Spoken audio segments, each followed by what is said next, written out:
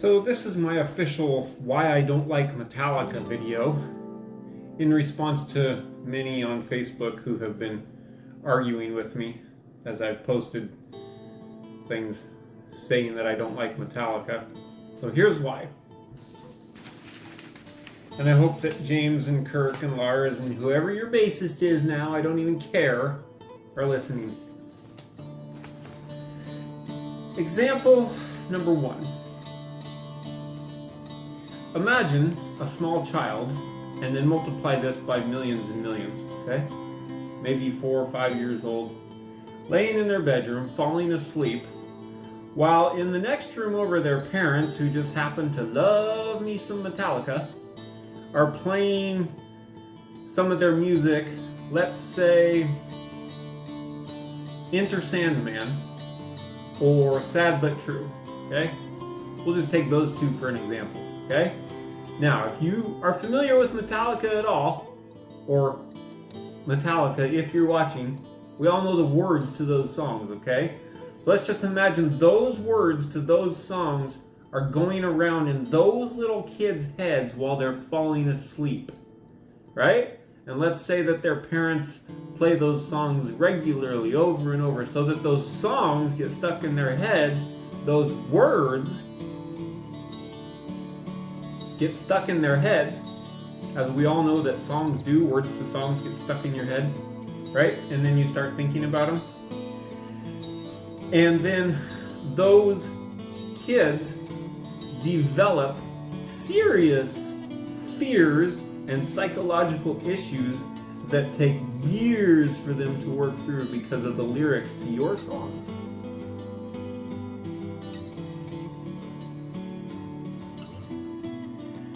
Now, one of your first defenses, I know, will be this. Oh, Jesse, you don't know what the songs are really about. And you'll tell me they have some deep meaning that I don't understand, okay? I'll grant you that. Maybe they do, okay? But I guarantee you this, the kids don't know that. And most of the adults don't either, by the way. Lousy, flimsy excuse. Most of your songs are like this. The next excuse that people put forth when people like me complain about people like you and what you're doing is they'll say, well, it's the parents' responsibility to protect the kids from this stuff. Easy way to squirm out of it and weasel your way out of it. Yes, weasel your way out of the responsibility for it. To those people and to that question, I say, how'd that work for us when we were kids? It flipping didn't. We all know that. Because kids are going to get exposed to this stuff no matter how hard parents work. So there's excuse number 2 out the window.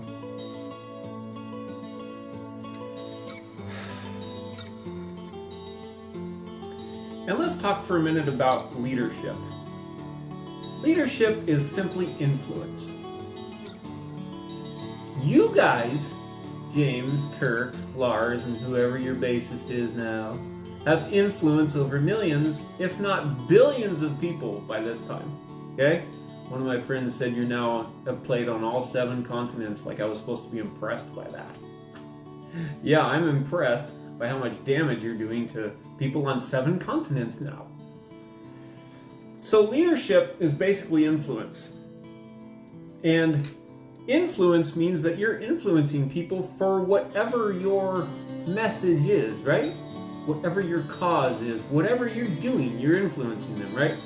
So when you have songs like Enter Sandman and Sad But True and Damage Incorporated, you know, fill in the blanks, right? The one you did with the symphony orchestra where, you know, it's just a freight train coming your way. It's not the light at the end of the tunnel, duh, right? So these messages go out and influence minds and hearts and emotions, right? To people who are already struggling in a hard, difficult life and world to get by in, right? And you just make it harder. You just make it worse for them, especially for kids. All the kids who are struggling already with divorces and parents who abuse them and all the crap that kids have to put up with these days, right? You're just making it worse by singing those kind of songs and allowing them to be influenced by them, okay? And it's your responsibility as leaders, because you are leaders, because you're influencing millions, if not billions of people, whether you know it or not. It is your responsibility to be aware of that influence and to do something productive and of value with it instead of things that harm people, especially kids. Now, here's the most classic excuse that people in your position will use. Freedom of speech. It's America, Jesse. We got freedom of speech. You can't deny my freedom of speech. And you rail against the PMRC like Dave Mustaine did and blah, blah, blah. And freaking Eminem and all these people who rail against, the people who want to censor them. It's my freedom. It's my right. Yeah, it is. It's true. Okay? But here's what you don't understand. Freedom that is not tempered by love almost always, now let me rephrase that. Freedom that is not tempered by love always hurts people. Always. Why? Because love is the greater law. As there are laws that govern existence, of which freedom is one of them, love is the greatest one. Love is the greatest of these, and it governs all other laws in existence, including freedom. In fact, it even gives birth to freedom, because freedom would not even exist apart from love, because love always sets you free. Okay? So, when you get stuck on your freedom, I understand, and it's a true value, right? But you're ignoring the highest law in existence that governs all lower laws in existence. And you're hurting people as a result.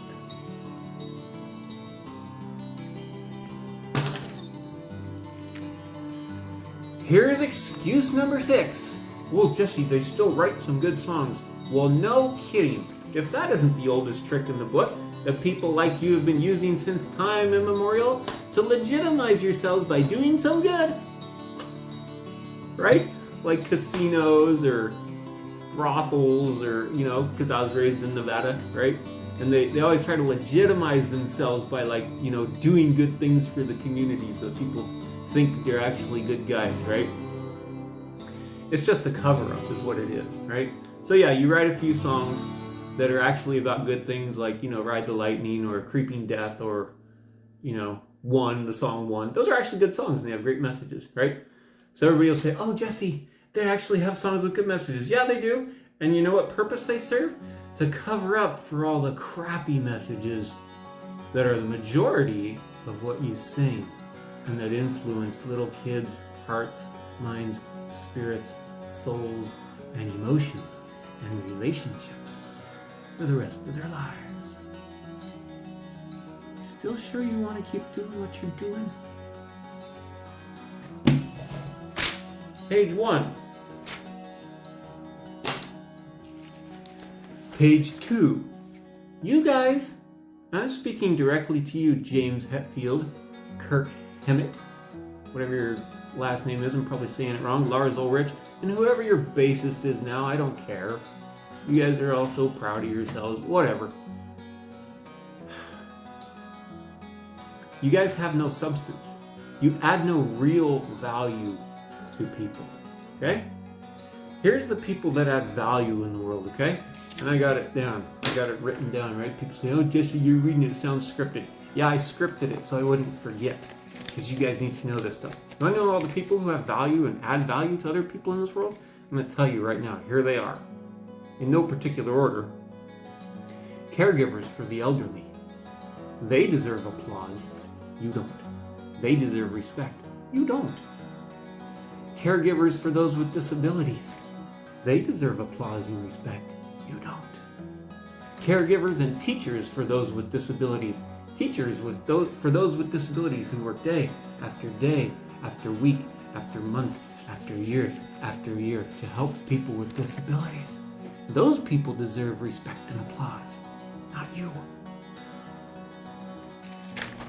Single moms and single dads doing their best day after day to raise their kids in a healthy manner and to keep them away from the crap that you guys put out. Those people deserve respect and applause. People like Mother Teresa, who was actually a leader who actually did good with her influence, and Martin Luther King, and other great leaders like them who actually did good with their influence on people.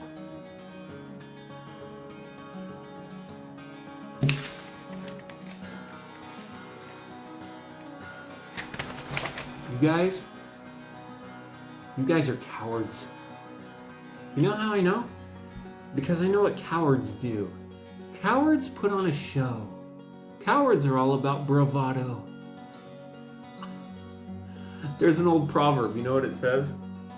This old proverb says that a wicked man shows a bold face, but a righteous man makes his way sure.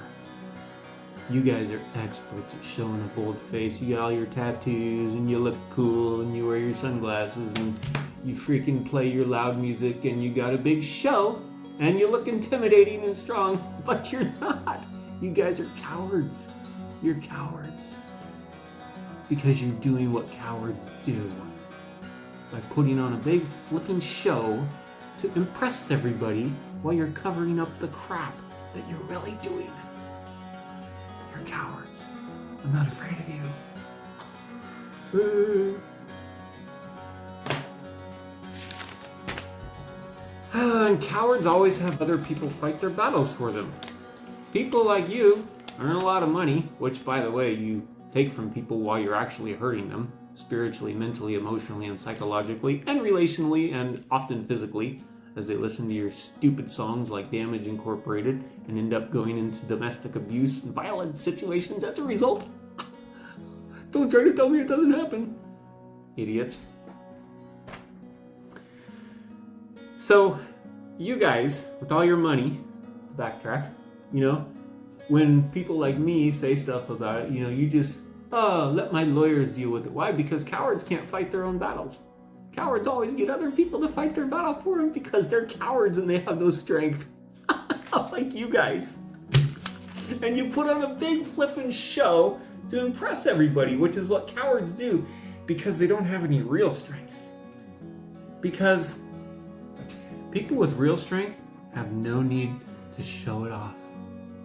Because they know they got it. If and when they need it. Basically, when they come up against people like you. And you never even know they have it until they need it. Unlike people like you, who feel this need to just show it off to the world and pretend you're something when you're not. Had enough? Okay, I got one more thing for you, okay? There's this guy named Jesus. And I'm not a big religious guy, but Jesus said this. He said a very insightful thing. He said, whoever causes one of these little ones to stumble, meaning little kids, it would be better for them if they had a millstone, a big flippin' heavy rock, tied around their necks, and they were cast into the depths of the sea, than to cause one of these little ones to stumble. You know why Jesus said that? Because he was a person of strength. And he knew what he was talking about. So, I'll close with this. Maybe. Unless I think of something else to say. Because I love this. I love calling you guys out on your cowardice. In the movie Braveheart, Robert the Bruce finally comes around. Somewhere in the movie, close to the end, he says this. He says, I'll never be on the wrong side again. You know what, you guys? I'll never be on your side again unless you change. I'll never be on your side causing all this horrible psychological damage to kids. Ever. Not gonna happen. And one more thing before I quit. Real men, real people with strength, women, men, women, whatever, transgender people, I don't care. Real people with strength, you know what they do? They admit their faults, and they admit when they're wrong, and they apologize for it, and they try to change. Ask anybody in the 12-step program or any type of recovery program, which there are thousands and millions of people in those. They have more courage and a pair of cojones than you guys do. Because you know why? Because they've actually admitted they're wrong, which I've never heard you guys do, ever. And you know the people I trust the least in this world? The people who never admit they're wrong. Because you know they're not living in reality. Especially people who have such huge influence over millions and billions of other people. Especially those people, when they don't admit they're wrong and apologize, I know right away they are not worthy of trust. And they're just trying to hide something. What are you guys trying to hide? I know what you're freaking trying to hide. And I'm not impressed. I'm not afraid of you. I'm nothing. I'm just a guy. Just a guy who's been shown all this stuff. And I'm enjoying calling you guys on this, okay? So one more time, James, Lars, Kirk. You guys, you play your instruments well. If you just shut your mouths and just play your instruments well, it'd be great. Because you play good music. I enjoy your music, right? But what you're about, your spirit, it sucks.